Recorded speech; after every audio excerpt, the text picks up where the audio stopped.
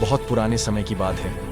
पत्थरों से बने एक विशाल किले में रानी देवयानी रहती थी। रानी अपनी न्यायप्रियता, दया और दिव्य सी सुंदरता के कारण पूरे राज्य में प्रसिद्ध थी। लोग कहते थे कि उनकी सुंदरता देवी वरदान है, लेकिन उसी सुंदरता पर एक भयावह नजर भी गड़ी हुई थी। रानी की जान की रक्षा कोई सैनिक नहीं करता था, बल्कि उनका सबसे भरोसेमंद जासूस अर्णव करता था। अर्णव आम ग्रामीणों की तरह कपड़े पहनता, उन्हीं की तरह जीवन जीता और हर रात एक गुप्त सुरंग के रास्ते महल पहुंचकर रानी को षड्यंत्रों की खबर देता।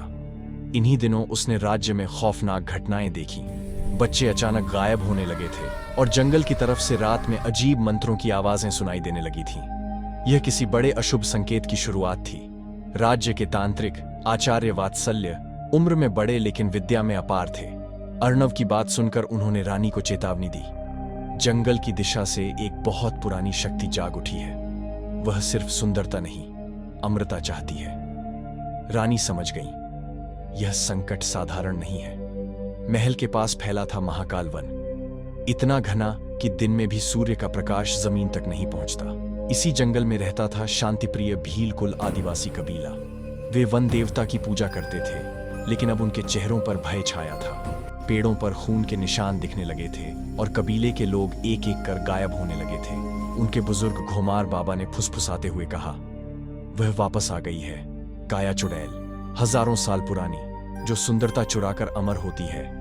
काया चुड़ैल की कहानी खून जमा देने वाली थी। कहा जाता था कि वह कभी एक साध्वी थी, पर अमर होने की इच्छा में उसने काला मंत्र किया और उसी मंत्र ने उसे विकृत कर दिया। उसकी त्वचा हर पल सड़ती थी, लेकिन किसी भी सुंदर स्त्री की चमक छूकर वह अपनी जवानी लौटा सकती थी। अब उसकी नजर रानी देवयानी पर थी। रानी की अनुपम सुंदरता उसे अमृता दे सकती थी, और अमृता मिलते ही वह कभी नहीं मरेगी। अमृता पाने की लालसा में काया आदिवासियों की बलि देकर अपनी शक्ति बढ़ा रही थी। अर्णव ने यह भी पता लगाया कि काया ने राज्य के कुछ लालची मंत्रियों को सम्मोहित कर लिया है। वे रानी के खिलाफ गुप्त रूप से काम कर रहे थे। रानी को मारने की तारीख तक तय हो चुकी थी, लेकिन तांत्रिक ने एक योजना बनाई थी। आचार्य वात्सल्य ने कहा, काया मंत्र से नहीं, विश्वास से हराई जाएगी।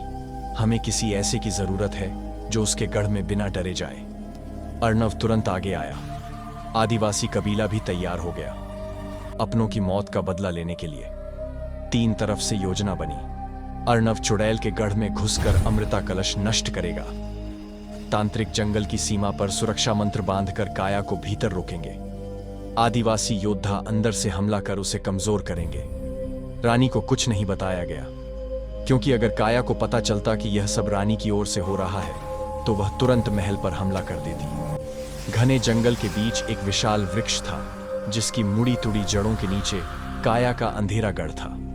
अर्णव धीरे धीरे अंदर पहुंचा और दृश्य देखकर कांप गया।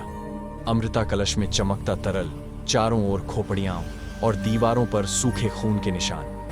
अचानक उसके पीछे ठंडी हवा चली। काया वहां प्रकट थी। लंबा काला वस्त्र, सड़ी हुई त्वचा और आग जैसी चमकती आंखें। वह गुर्राई, रानी की खुशबू तुम पर आई है, और अचानक उस पर झपट पड़ी। उसी क्षण आदिवासी योद्धाओं ने बाहरी हिस्से पर हमला बोल दिया। तांत्रिक मंत्रों का उच्चारण कर रहे थे और पूरा जंगल कांप रहा था।